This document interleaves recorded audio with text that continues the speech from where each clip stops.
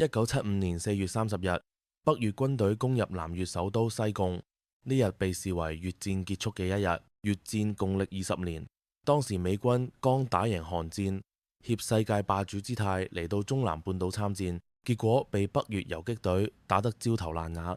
隨住美軍死傷眾多，反戰之聲喺美國越吹越烈，最後美國逐步喺越南撤出，南越首都西貢最後被北越攻陷，越南變天。對比二戰，戰後美國開始研發新一代武器，大量使用直升機、M16同埋 M4等輕兵器。喺軍服上面，美軍首次喺亞熱帶作戰，